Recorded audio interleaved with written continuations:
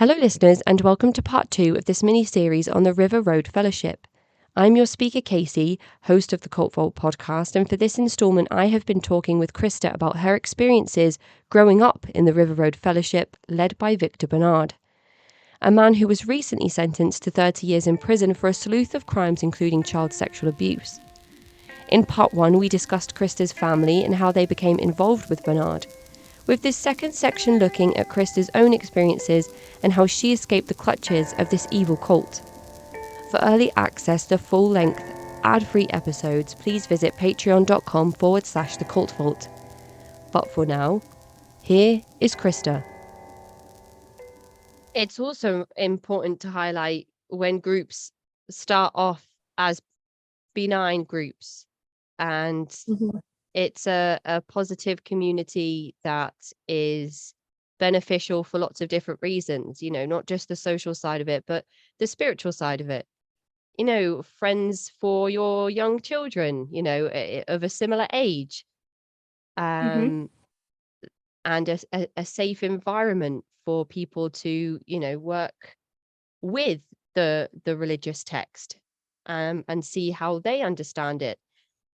It's important to recognize that groups that have become destructive might not have always been that way, because then we can understand that benign groups can exist and there can be positive groups that are beneficial for people that have not turned toxic and abusive. So even though my speculation is to jump straight to he always knew what he wanted to do, it's important to actually be corrected when that's not the case. So I do appreciate you giving us some insight into what some of the earliest followers have said about Victor Bernard and his intentions. Yes. So when you moved, what age roughly were you at that time? I was 7. When we moved up closer, I was 6, and then when we moved across the street, I was 7. Yes, I was 7. And was it just you, or did you have siblings? I have a younger sister. She's 18 months younger than me. Oh, wow. Yeah, that's the age gap between my 2 children. So I imagine that your parents were in the thick of it by the time your sister's toddling around. Yeah. Oh my goodness. So Yep. Oh yeah. so you're pretty close with your sister, I imagine. Yes. Oh, it's just the already the bond that my kids have being so close together. It's just amazing to see them laughing together and giggling with each other and playing. It's just it's just wonderful. So I imagine that you have some memories of you and your sister growing up. It's you, because you don't remember a time without them when you're so close together. I don't. I was not even 2 years old when she was born, so I don't remember life before her. I don't remember my mom being pregnant with her. I was way too little, so she's been with me my whole life, essentially. And when you and your sister would attend fellowship services, what was that like for sort of like a 6 and 5-year-old or 7 and 5-year-old? Well, that's a really interesting question.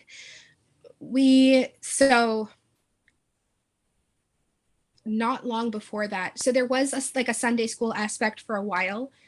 That was eventually taken away, and the young children were expected to sit in on the main service throughout the whole time, which was honestly kind of awful for a little child to try and sit through a very boring, dry service in a big white chapel for 3 hours or whatever it was, 2.5 hours.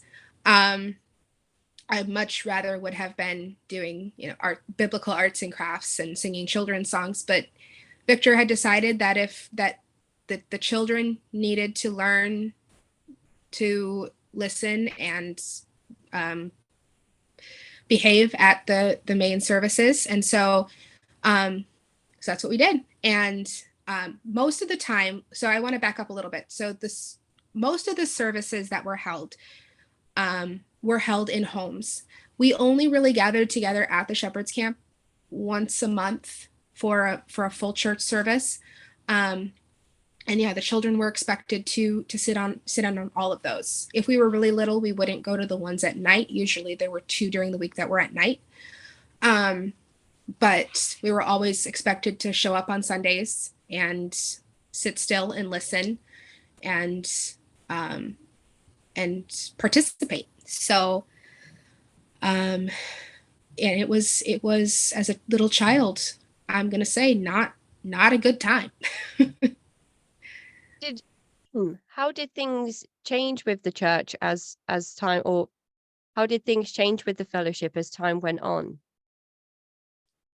Oh gosh, that's an excellent question. So yeah, things changed. I mean, they changed very slowly. They had to, sort of, in order for the manipulation to stick. I'd say a lot of the changes were more physical. In, I want to say, late 2000, maybe early 2001, all the women started to be required to wear our hair back. And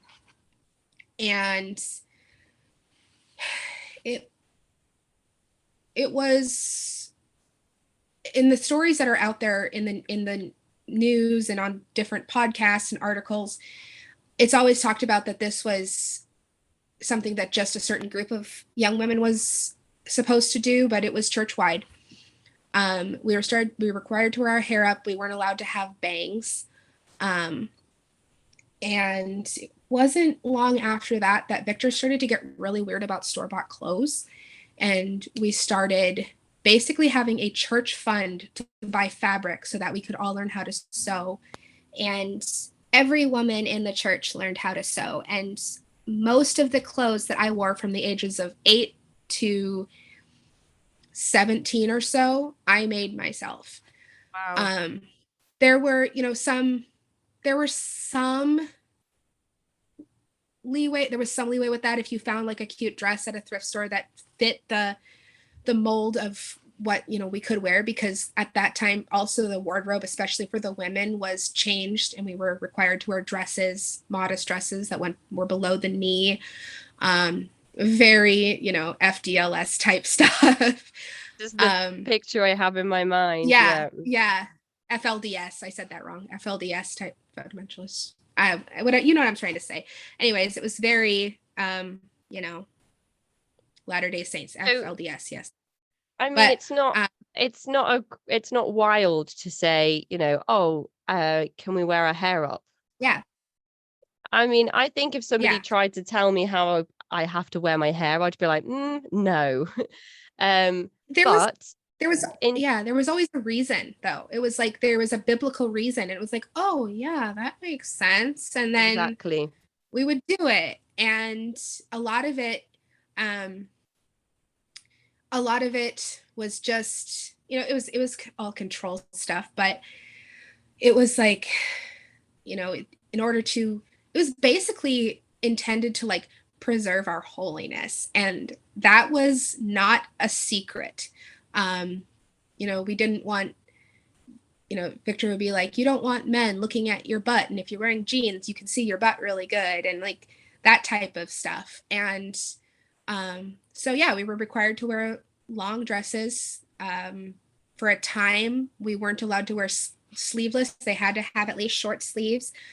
The hair requirement only lasted like 3 years and then it went away. But at that point, like for the longest time, it was so awkward for me to go out in public with my hair down. I felt so like out of my element.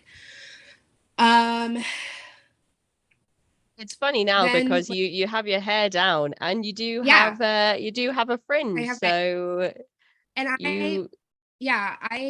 at this point, like, I've moved so far past it that it doesn't really bother me anymore. But as a young child, man, the first time I wore my hair down out of the house, I was just like, I'm just gonna do it, and I did it, and it was so weird. Um, but like things would change along the time. Like there became rules about touching people, and we became not allowed to like touch or hug people, except under like really special circumstances, like somebody was moving to another location and we'd give them a hug and tell them we were going to miss them. What was really odd about that was that we were told that it was still okay to like touch and hug Victor. We would always run up to Victor and give him a hug if he showed up, like always. It was weird if you didn't. Another big one was he gave this teaching. It was called Dove's Eyes. And he shared about doves and how they only look their mate in the eye. And after that, we weren't allowed to look men in the eye, or really anyone, not even just other people in the eye. But again, the exception was that we could still look Victor in the eye. And that one I still have trouble with. Like because it was so ingrained in me, like I have trouble looking at people in their faces. Even I tend to focus on somewhere else that kind of makes it look like I am looking at them, like maybe their mouth or their neck. Because it makes me extremely uncomfortable.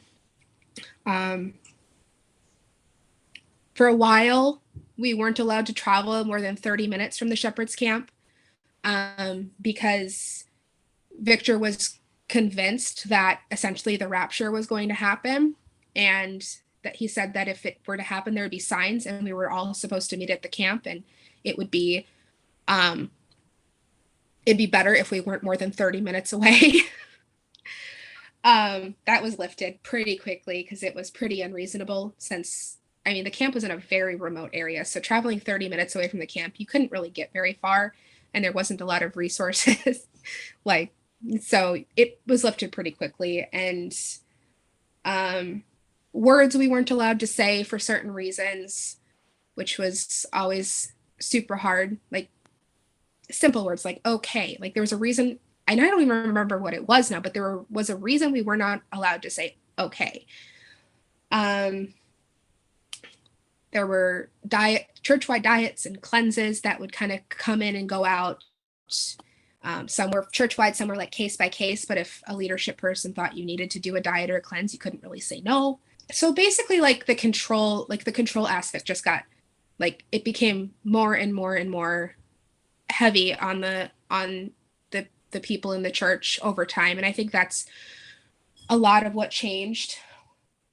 I think a big thing that changed. So we talked about when Victor taught the Bride of Christ, and that was a big separation from the Way International. The second thing that came around that was a really big separation from really anything, even that he had taught before, was a teaching that he made in, I think, 2001, called The Upward Calling. And things really changed after that teaching. And the Upward Calling was basically his doctrine that essentially if you were saved, you were saved and you were going to heaven regardless. We didn't believe in hell. But if you did certain things and like stayed faithful in things, you could basically get into better heaven. And you could have like maybe your own planet or, this or that. And it's like, regardless, you're going to have eternal life, but you might not even go to heaven. You could just end up staying on earth. And it was basically that. I think that was the biggest manipulation, because it solidified that even if you still believed in God, even if you still loved God, if you left the church, you were essentially screwed. You might still have eternal life, but you weren't going to get to spend the rest of eternity with your loved ones. You might have to be alone. And that was, I think, and there were so many supplemental teachings put out about that. It kind of developed consistently over the next 10 or 15 years, even up until the whole church completely fell apart. I think the most bizarre thing is that he had this philosophy, this will probably make a lot of people who are very interested in cults laugh, but he had this philosophy that if you stayed faithful and did all these good things and made sure to keep your heart pure, that you would actually, when you went to heaven, you would actually be given your own planet. And that was why, in his explanation of why there was all sorts of galaxies and suns and everything out there, was in the Bible, it says, I go to prepare a place for you. And that was all the houses that Jesus was preparing for all of us, was all these galaxies. And we each would get our own little planet separate from everybody else. But that was only if we were like good and we stayed with the church and we stayed faithful and all that. If not, we could lose that, as even if we had gained it, if we were still on earth, we could lose it if we decided to leave or something like that. So I think that's when things started to get really, really bizarre as far as doctrine went. Some of the things that happened earlier on that you mentioned around control, it starts with things like expecting or asking the women to tie their hair up. I don't think that's a really big thing to ask. As I said, if somebody tried to tell me how I could or couldn't wear my hair, I think that I'd have questions about that. But in a group setting where there's so much stuff going on and you're in this environment all of the time, and especially as a child, if all of the grown women are wearing their hair up, you're like, okay, I guess I'm wearing my hair up. I think that's the testing of the waters, isn't it? That's the, okay, let's start with something small, and if we can get everybody to agree with something like that, we can start telling the women what they eat and when they eat and how much they eat and what clothes they wear and who they're in a relationship with and who they can and can't make eye contact with. And one of the things that you mentioned in your writing to me was that when Victor gave when Victor did the sermon around dove eyes, that really changed the way that women began looking at him. It was a romantic sermon that talked about love, that talked about intimacy, and then he says, you can't make eye contact with anybody, but you can still make eye contact with me. So that in your writing, well, you worded it a lot better. So I would say, I went back, I actually, and this was crazy because I had no idea that this even existed anymore. When I was doing my homework and trying to prepare for this interview, there was a book that was put out by the church, and it was called A Call to Remembrance. And it was basically a timeline of Victor's ministry. And it was put out in 2005. So it went from 1979, when he first joined the way, until 2005, when the book came out. And when I was doing my research, I was like, if I could just get my hands on one of these books, it would be so helpful to me. And when I was talking to my mom yesterday, I was like, can you help me with some different timeline things? And she goes, hold on a second. She went into her room and she came out and she handed it to me. And I was like, why do you still have this? And she goes, I kept it exactly for something like this. And so I was able to go back and kind of piece some different things together. And then my mom also, she shared some things with me, and it actually, Dove's Eyes, it was definitely a very, very important turning point in the church. But things started for the women a lot sooner than that. Dove's Eyes, I think, was in 2000, and I'd say he started turning more to the women and changing his image with the women from the reading that I did yesterday in like 1997. And I only recently found this out. This is not church-wide knowledge. I don't know how many people actually know this. I recently just found it out from my mom. But she had been she was in this meeting, and everybody that was there had actually been sworn to secrecy. They weren't allowed to talk about this meeting. And what happened was all of the men in the church, except for Victor, were sent on, again, a duo, where they all went like out on their solo camping trips, but it's supposed to be you and God. And my dad was gone, and all the men were gone. And during that time, Victor had a meeting with the grown married women in the church. And my mom, she didn't want to talk about it a whole lot, but what she did say was that basically the message that he gave was that he had been focusing on the men for this first part of the ministry, and now he wanted to focus on his fellowship with the women. And it was around that same time. So every year the church would all get together at the shepherd's camp, and we would have like a camping get together. We called it the Feast of Tabernacles.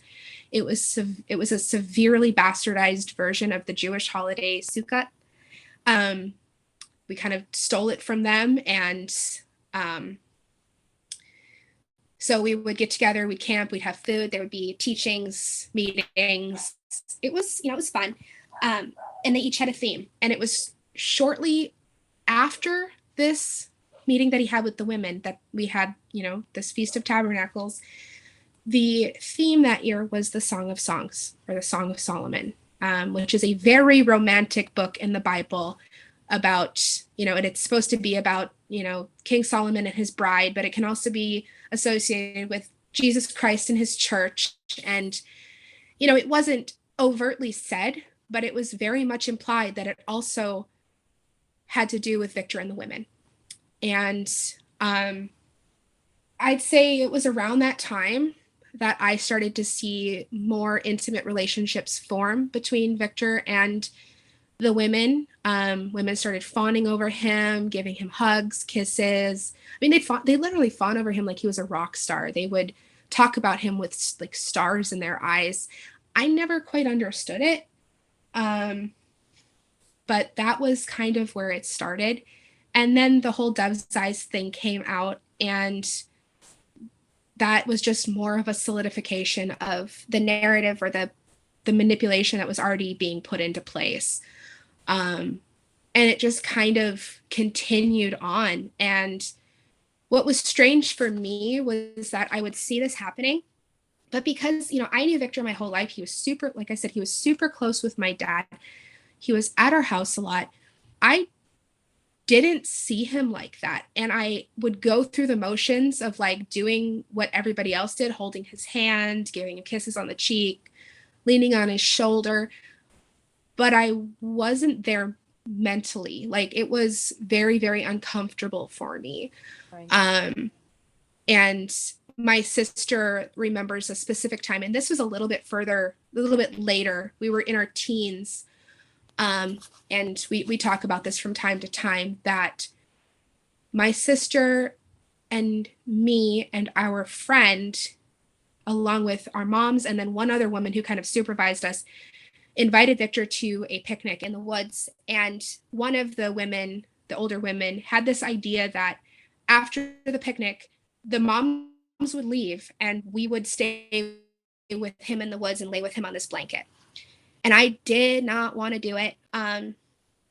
I very heavily protested, and I was questioned about it, but it was more along the lines of, why wouldn't you want to do this? Like, this is Victor. This is the one who your soul loves. This is, Jesus Christ in the flesh. Why wouldn't you want? And I was just like, I felt like there was no way out.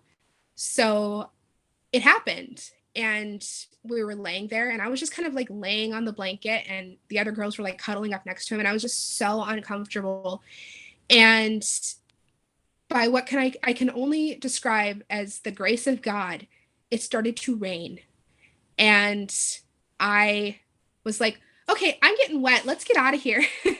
And one of the other girls is like, oh, the trees are covering us. We're fine. I'm like, I'm getting kind of wet. I think maybe we should go. And I finally talked us all into leaving, but I was like so relieved that this had happened, that it started to rain. I felt like, looking back, I feel like some higher power was looking out for me that day.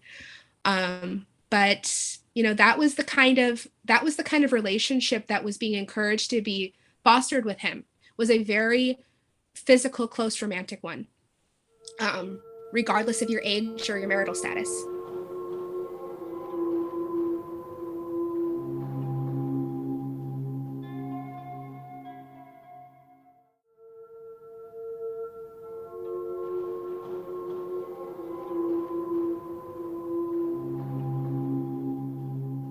Mentioned that it was some of the or one of the women who said the children should stay behind. So is this do you think this is coming from Victor? He is influencing the women to think that he should be left alone with the children to please him, or under his instructions? Because that just seems like a really strange thing. I mean, even if you didn't think that there was anything untoward, I still wouldn't be like, oh, I wouldn't be like, hey, I'm going to leave all these kids with one adult. Like, hey, you're now responsible for all these children. We're just going to leave you here with all these children. I hope you can manage, even if it wasn't a little bit dodgy, because it already feels a little bit, like, is this appropriate? So how does that happen? I'm really, I can't ever word myself properly, so I apologize.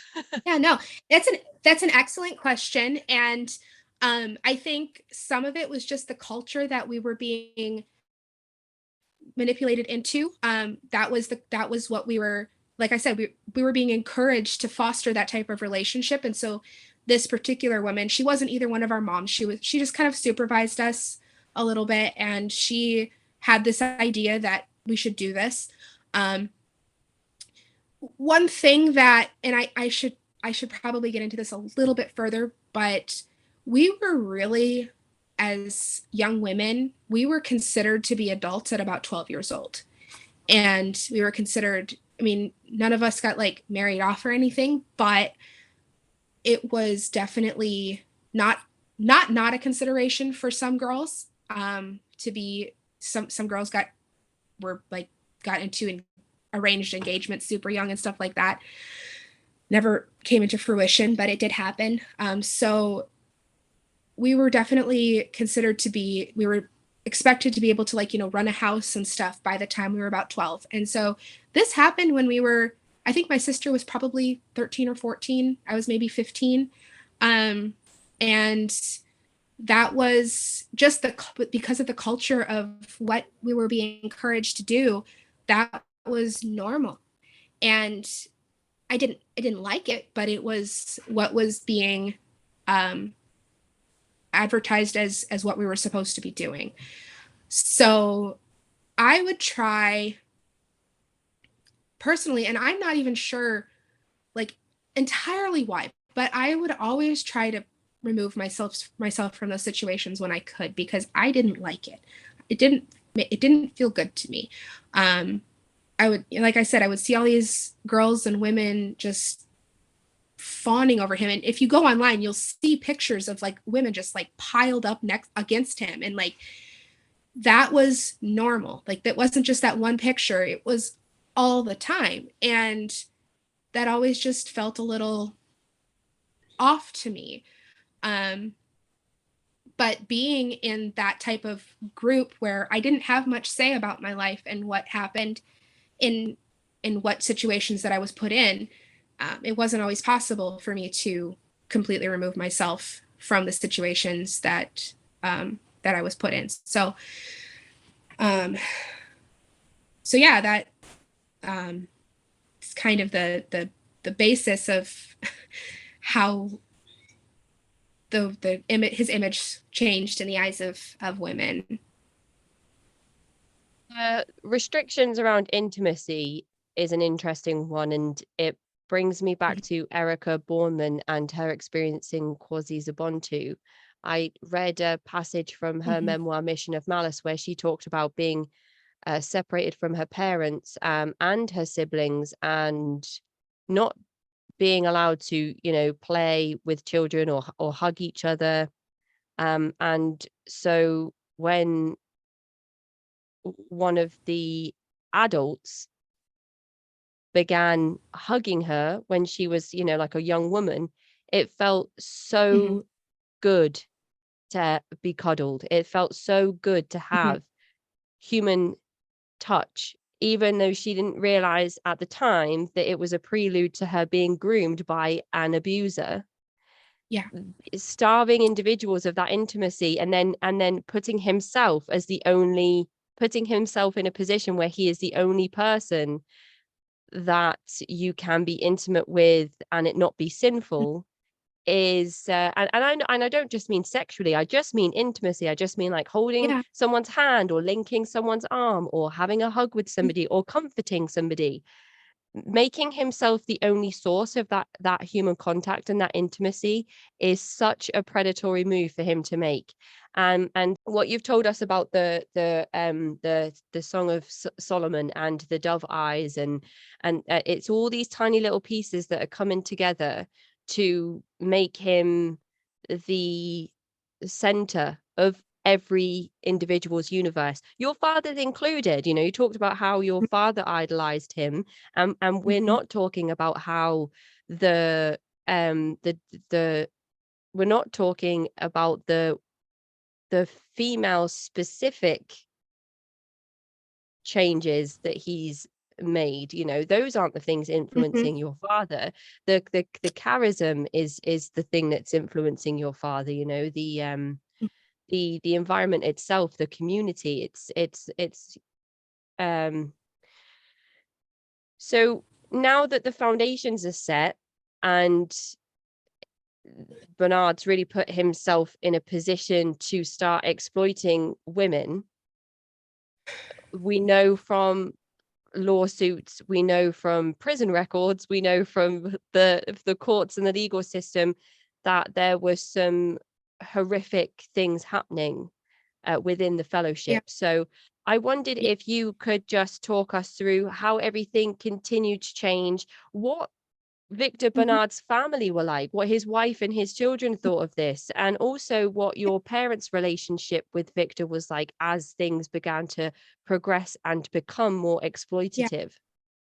Absolutely. So I want to kind of preface this with I'm not going to go too much into detail about the sexual abuse that those young women experienced, specifically because I wasn't there and I don't know the extent of it. I also don't want to take away from Lindsay or Jess, the ones who brought this to light. I don't want to take away from their story.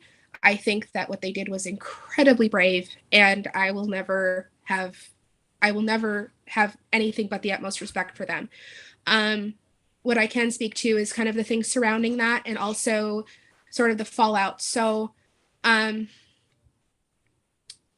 we know already from the media, and people can look this up. It's everywhere. If you look up River Road Fellowship, the sexual abuse that took place with young women. There's a lot of, I'd say the story has been, the meat of the story is very, very true. A lot of the details have been extremely bastardized. It doesn't really matter that much. And what I can say is that there were definitely more young women that were very, very affected by this than have ever been brought to light.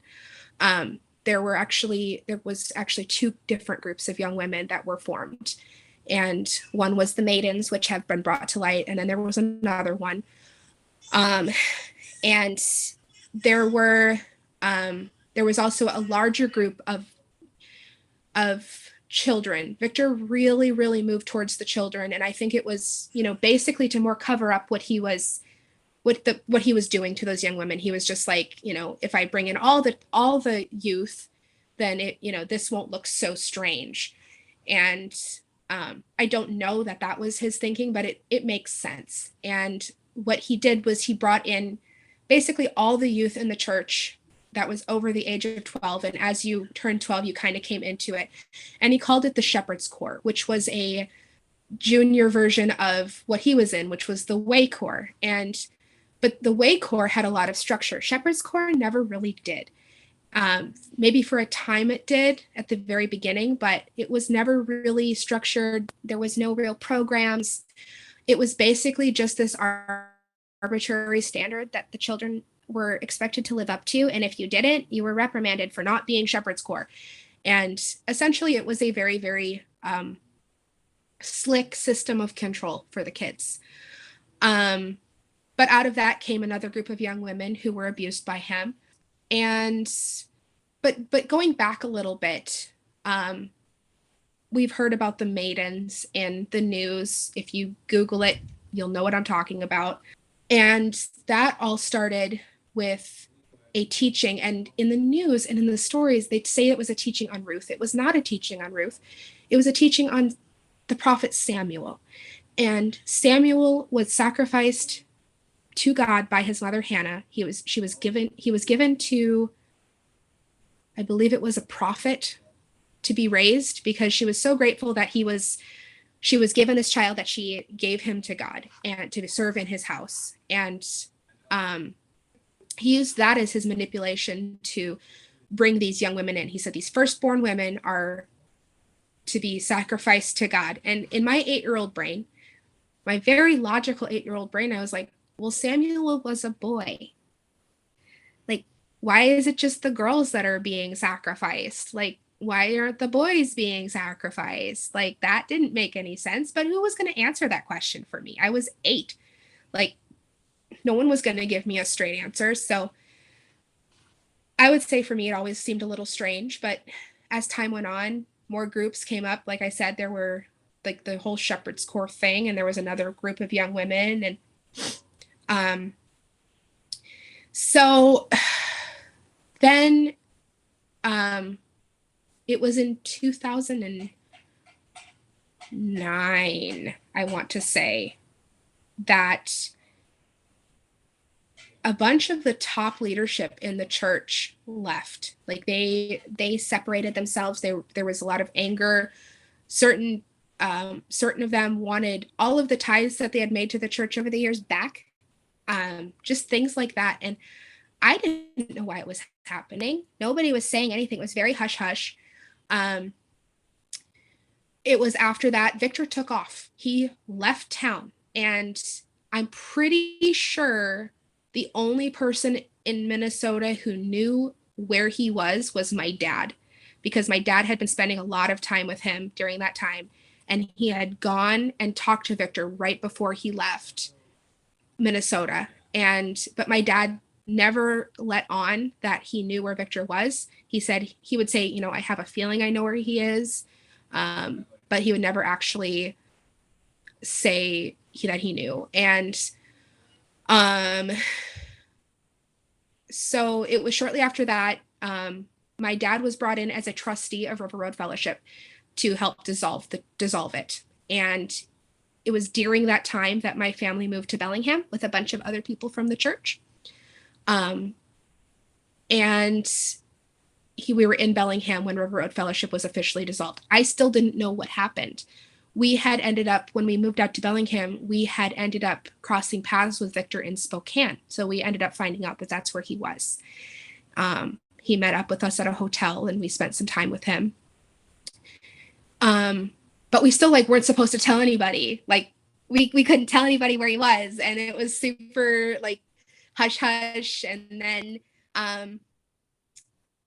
it eventually came to light. Some of the believers actually moved to Spokane, and so it's I have to kind of give a little bit of backstory as to how I found out and how everything sort of came to light. Once we moved to Bellingham, I started to realize how different my life was and how not normal my life had been growing up, because we lived in town now. I was being exposed to things I'd never been exposed to before. And I started to attend college. I was taking a high school class through the college. And so I was starting to see things that, that just were very eye-opening. And I started to really try to fit in, because I was making friends, and I didn't want to seem weird and different. And things got really bad for me in the church, and I ended up actually getting basically excommunicated at that point. And I wasn't allowed to go to any fellowships for several months. And then I don't know what happened, but I was allowed back in. But it was around that time that I sat down with my dad, and I said, Dad, something happened in 2009 that caused a lot of the elder men to get very angry. I said, "What happened?" And he told me that there were some scandals around Victor having had affairs with the married women, and that those men and women who were affected had chosen to separate themselves from the church, and that was pretty much all he said. And at this point, my parents were still very much followers of Victor. Most of the people that remained, I'd say there was probably 110, 120 followers. It only ever got to up to about 150. So there were still quite a few followers. And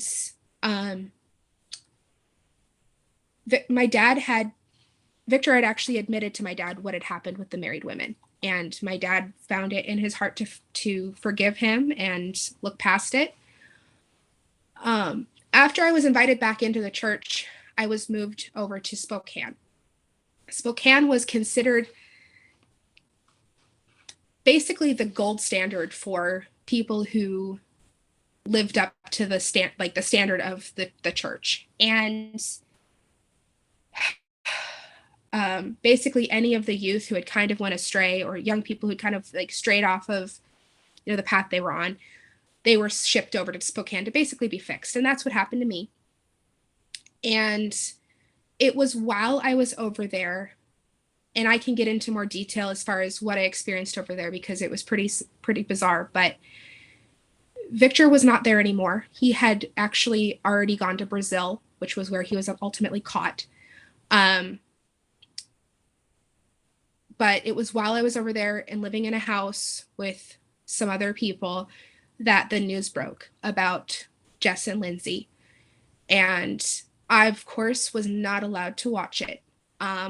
However, so part of the rules in the house is that I was not allowed to have my phone in my room. I was not allowed to have my computer in my room. Because of that, I had bought a secret tablet that I kept in my room to stay connected. Krista. And yeah, it's scandalous. And so later that night, after lights were out and everything, I crawled under my covers with my headphones and I watched it. And I would to say that I was surprised, but I also wasn't, because it made sense. It made complete sense to me. And the people around me were, they were all saying that it was all lies. And eventually it came out that, these were the allegations. And, but what did the news say? What? What did the news say? The news said, so it was a special report from Fox News in Minnesota. It was reported by an investigative reporter named Tom Lydon. And he interviewed Jess Schweiss and Lindsay Tornambi. And I'm comfortable using their names because they're out there. And they accused Victor of raping them from the time that they were 12 and 13 until they were in their 20s. And they told the stories, and they told about the fallouts with their families. And I knew in my like gut, I obviously didn't want it to be true, but I knew in my gut it was, because these girls had everything to lose, and they still did it. And eventually it got around, and there were still a bunch of other maidens who were saying, it's all lies, don't believe the news, like it's all lies. A bunch of other young women who have since come out, maybe not publicly, but privately, and said that they were sexually abused by him. They were saying it's all lies. He would never do that. And so the people I lived with, their names were Randy and Pam Rourke. And Pam was, as it's come out since, was very active in grooming these young women. And she was basically telling me, she would tell me what the news was saying, and she was very like pretty honest with me about it. And I was already reading the articles in secret, so I knew what they were saying, and I would just pretend like I didn't when she would tell me. But then she would go as far as to tell me, like, if I was approached by the news, because the news actually did come to our house. So if I was approached by the news, what to say, or if I was approached by the police, what to say. And there was a really good chance that I would be approached because of kind of the special role my dad played in the church. And one of the news articles that came out that I can't find anymore, so I think it might have gotten taken down, but it actually was, my dad was the topic of it, or a big part of the topic of it. So they were trying to coach me in what to say and how to handle it. And at that point, I already knew that they were lying to me. And it was an extremely, it was a very high control situation as it was. But at that point, I had already made a very, like, I was pretty settled that I wanted to leave.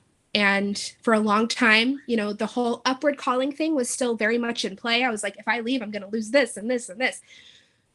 But it got so bad that I stopped caring. And I was like, I don't care if I rot in a hole in the ground. I don't care if I go to hell. It cannot be worse than this. So then that was just a small portion of it. I mean, there was a lot of other things that played for me.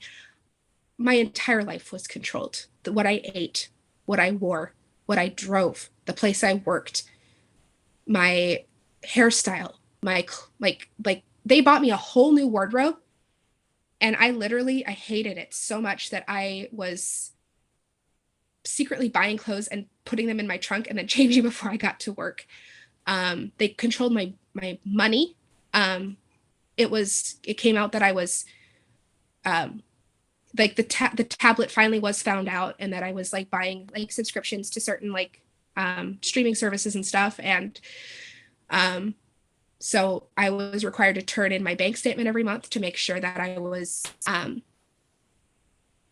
spending my money properly. And so at that point, I knew I needed to get out of there. So what I did was I attached a checking account to my car, or my car loan, and I started putting money in that. So when it showed up on my bank statement, it showed up as the credit union my car loan was at, and it basically just kind of looked like I was putting more money towards my car. Clever, very clever. Yeah.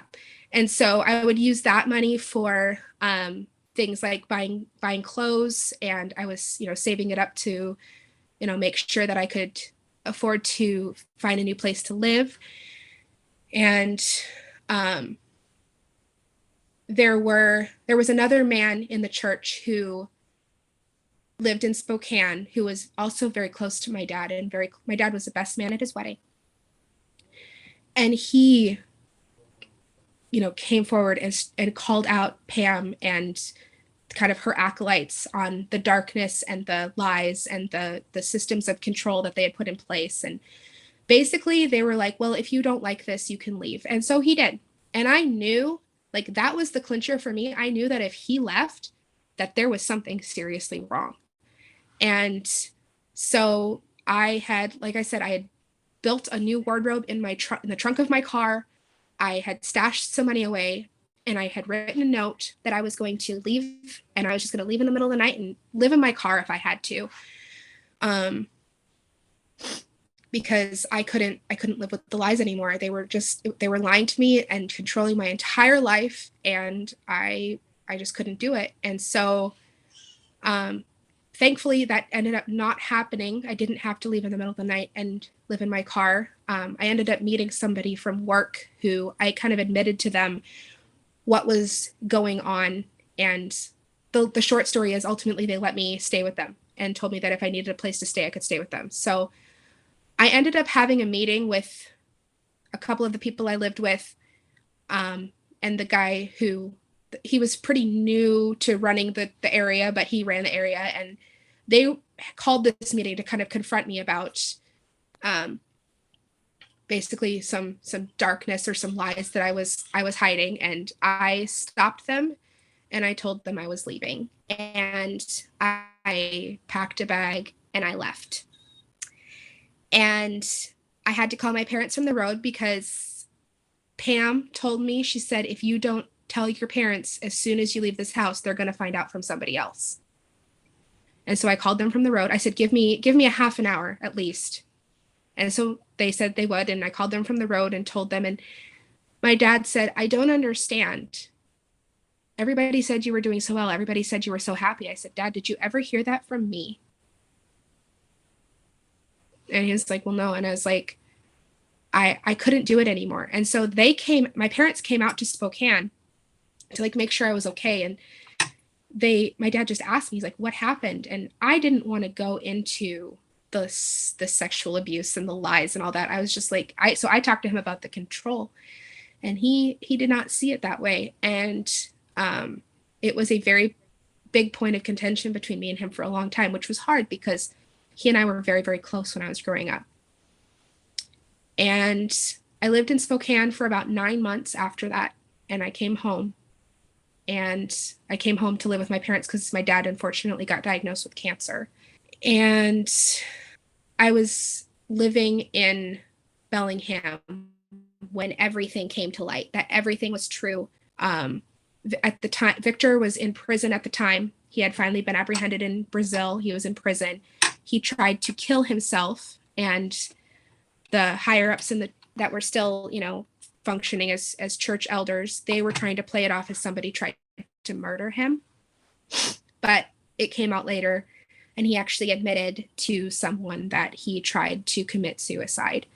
But and then Victor started sending messages back to the United States to the people who were still following him, telling all of us, move on with your lives. These things that they're saying about me are true. Move on with your lives. Nobody was actually relaying those messages to the people. They were just continuing to uphold the lie. And finally, one young man, well, he was like in his late 20s, so young man, went down to Brazil to speak with him. And Victor was still recovering from his suicide attempt at the time. But he told this young man to make sure it got back to us that it was all true and that we needed to move on with our lives. And he came back, and he went to Spokane, and he came here to Bellingham. And he brought the message back. And it was at that point that my parents started to kind of remove themselves from the church. And then I think the final thing and it was kind of like, my dad always referred to it as kind of an onion, because things just kept coming to light and kept coming to light and kept coming to light, and you peel the layers of the onion back. And he ended up going to Spokane to visit a friend of his who knew what I had been through. And we were still he and I were kind of at odds, and he didn't really understand why I had done what I'd done, but he still loved me, and he still was trying to support me. And he came home, and he sat down in the living room with me at his house, and he said, I want you to know that I believe you, and that I am so sorry that all of that happened to you. And it was in that instant, he and I were, it was healed between us. And we had 4 really good years following that together, where he and I were equally as angry about all of the things that happened. And another thing that he really tried to do was help the young women that were affected by this. And he apologized to as many as he could contact, and he tried to help as many as he could find with whatever they needed. He even went so far as like giving one of them a key to our house, and like, if you ever need a place to go, you're welcome here. And a lot of people truly believed that he was complacent in what happened, but he truly didn't know. And when he did find out, he was so angry, and he really, really tried to help. And he called out people. There was one young woman who was still like kind of caught up in the lie, and she was trying to come out to Bellingham to basically try and like reel us all back in. And he wrote her a letter and told her that she was not welcome here, and that as long as she was trying to uphold the lie, that she was not welcome to come to our home. None of us wanted to see her or speak to her as long as she wasn't willing to tell the truth. And that was, that was that kind of the ending of it. I think when I left, I was afraid, as many people who leave cults do, that I was going to lose everything, and I did for a while. But I'm one of those people who was really blessed to have gotten a lot of it back. And so I kind of went off on a tangent there, but that's kind of the rest of the story. And an ex-Jehovah's Witness I once spoke to said that the best piece of advice I have for people who are planning an escape from a high control group is to get your ducks in a row. That's what you were doing when you were thinking of ways to put money into your bank account that would go undetected, and planning, where you would go and where you would stay. And that friend that gave you a place to stay, that act of kindness can mean the difference between somebody leaving and somebody staying. So a shout out and kudos to that friend as well, because people need every ounce of help that they can get during their escape from a life that's all they have ever known. And that can't be stressed enough for individuals who are born and raised in these groups, especially when you talk about the very regimented routine and isolated environment that you lived in, because how many people have an opportunity to spend holidays with extended family and make friendships outside of those groups, where you can be like, oh, hey, do you know, I'm just going to go and live with my great aunt 3 states over. And people that are born and raised in these groups, that they don't have access to those family members, they don't have relationships with those family members. I have a huge family. My dad is one of 6 siblings, and I have many cousins and aunts and uncles, and I barely know them because of this. And I know that they all love me. They've told me they love me, and they all grew up super close, and I love them too, but it's like I barely know them. And so it's hard for me to try and foster relationships with them, even though I do try, because I genuinely feel like they're a little bit of strangers to me. Another thing that kind of came to my mind as you were saying that was, when I lived in Spokane, over here in Bellingham, this group over here that was functioning, they had a couple of the young people leave the church, and that was always, of course, a super sad time and super difficult, because once you leave, you're cutting off contact with that person. And I felt at that particular time, I felt like, I had kind of been in that situation where I was on the outs, and then I came back and I was like getting the help I needed and doing super well. And so I wanted to go over to, or come back over to Bellingham to just kind of show them like what was available, and that, it was going to be okay. And I really believed in my soul that that was what God wanted. And I had talked to somebody who was basically my superior about it, and they like, okay, we'll talk to, Randy and Pam, who I lived with. And so I went home and I talked to them. I sat down in their office with them, and I was expecting things to go well, because we were all told that God could speak to any one of us, and God could work in any one of us. We all had the Holy Spirit within us, and that we could all operate that. And so I told them, I was like, I believe God wants me to go to Bellingham.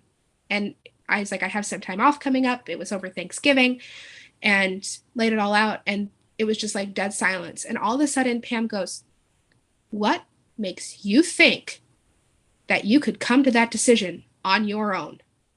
And I was like dumbfounded, because I had been told my entire life that God could speak to any one of us, and God could work in any one of us. And but what she then told me was that God could work in it, but we still had to check with other people to make sure that it was basically actually God and not just our own desires. Who's checking in with Victor?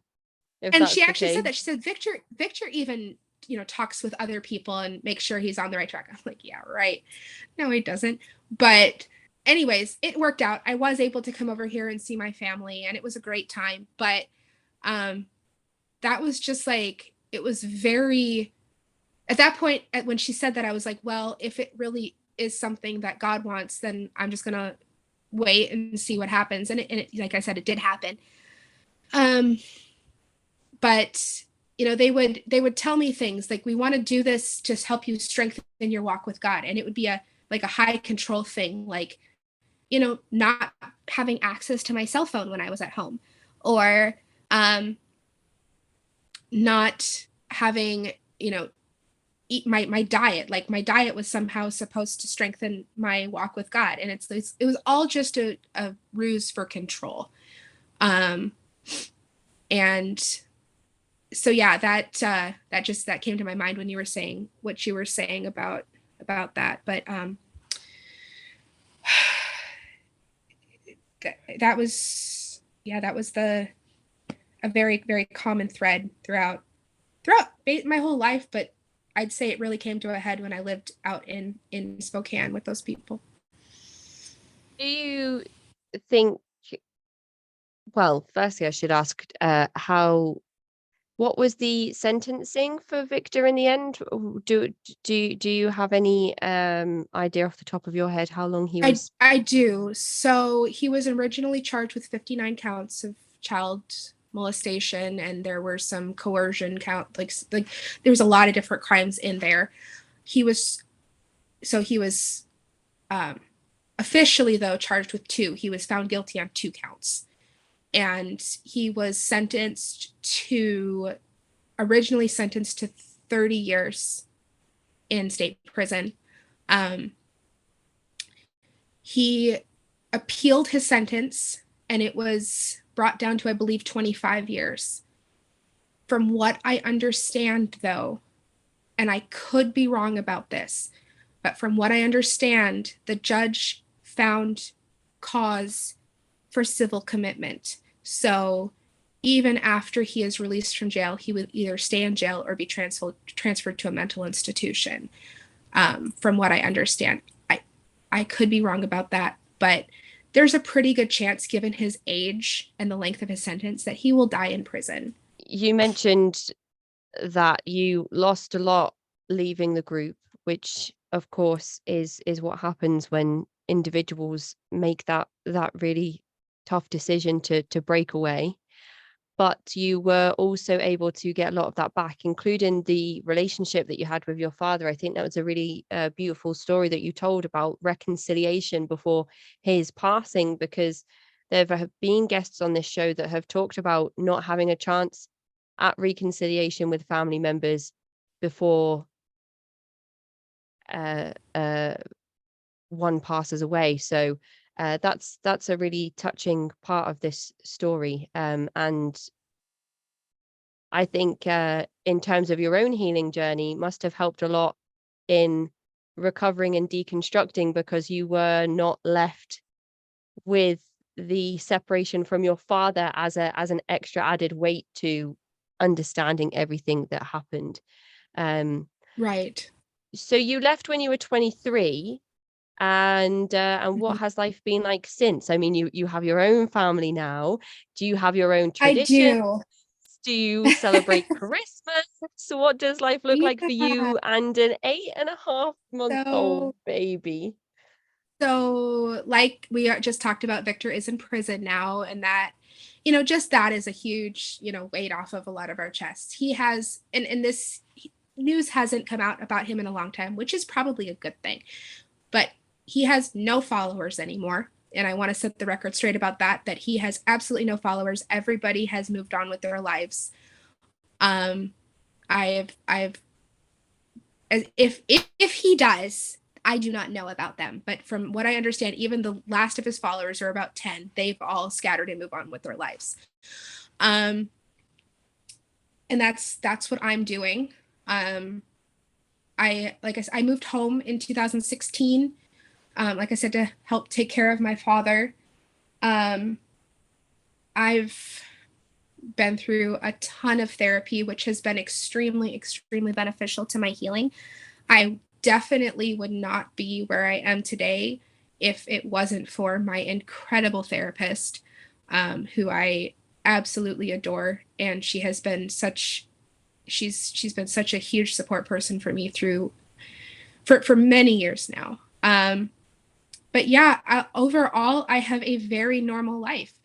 I remember at one point early on in my therapy, I went down to, um, I took a train down south to visit a friend of mine. And I remember sitting on the train and realizing that I had just made that decision myself like 2 days before. I had bought the train ticket, got on the train, and it was all just my choice. I didn't have to check with anyone. I didn't have to answer to anyone. Nobody cared. I just went. And at 25 years old, like that was a novelty to me. And that still sometimes just hits me in the funniest place. And I just laugh. It's like, I can buy whatever car I want. I can live wherever I want. I can marry whoever I want. I can wear whatever I want. I can color my hair whatever color I want. Like, how cool is that? And like to someone who like grew up outside of us, like the system of control, that's just like normal. But to me, it's like so exciting. And yeah, I have a beautiful little boy, and I have an amazing husband who I he's never pushed me to tell him about much of this, and I don't talk about it a lot. And I asked him if he's going to listen, and he's like, well, yeah. And I was like, I'd like you to, because I'd like you to know my story. But he's been such a huge bright spot in my life, as well as my son. I have a very, very normal family relationship with my sister. She is married and has a little boy. Very normal family relationship with my in-laws and my mom. Like, it's all incredibly normal. And we do have traditions. We celebrated our first Christmas with our son this year, and we had a Christmas tree, which we still haven't taken down. It's the middle of January. um, but we got to do that, and we get to go to football games and hockey games and concerts. And it's life. I think in a sense, my past it's always going to be a part of who I am. It's always going to be a part of my story, but it's also a part of my strength, and it is a big part of my character. And I don't allow it to haunt me. I just at this point allow it to give me guidance as to what not to do, essentially. And I suppose that will play a part in the free will and independent decision making that your son will have for himself. Absolutely. I tell him often, especially leading up to this interview, I'd be talking about it with my husband and whatnot, and I would just look at my son, and I tell him, I will do everything in my power to make sure never go through what I went through. And he won't.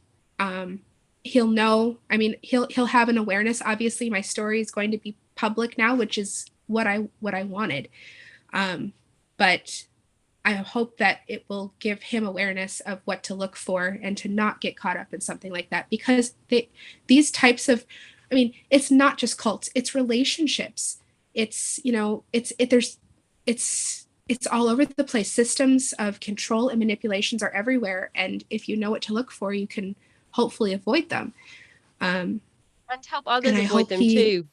So I'm yeah, hoping that this is that's this upcoming generation with all of us saying, oh, now you need to be yeah. aware of all of these things. I'm hoping And that we that everybody will be better equipped to and recognize and or deal with these groups and environments when they stumble across them.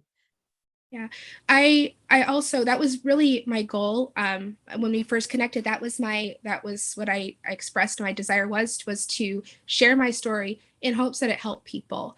And that's really, now that I've really I feel like I've come out on the other side, and I've done a lot of studying, but I also have my own experience. Like I said earlier in the podcast, I've done a lot of research on narcissism and narcissistic abuse and systems of control and cults.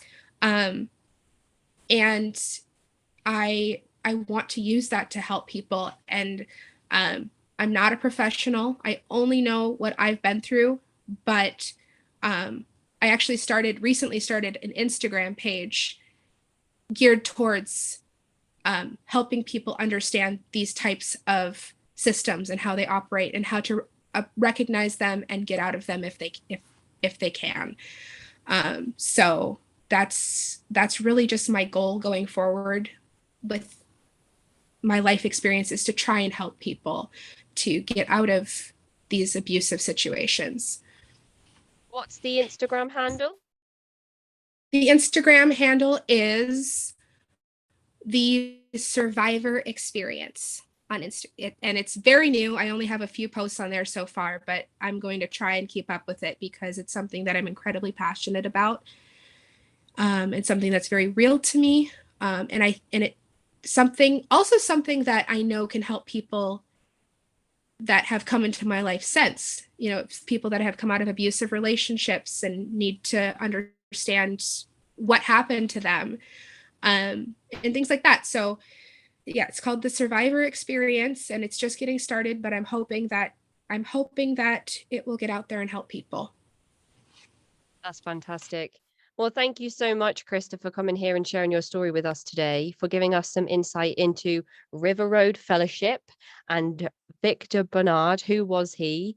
How did he start this group? What were the teachings based on? We have got such a good knowledge of this group now, and we also have had the opportunity to listen to your experiences and what it was like growing up as a young girl in a fundamentalist Christian sect in an isolated rural area of America under a coercive system of control that included, everything from the information that you're allowed to access, to the food that you're allowed to eat, to the clothes that you're allowed to wear.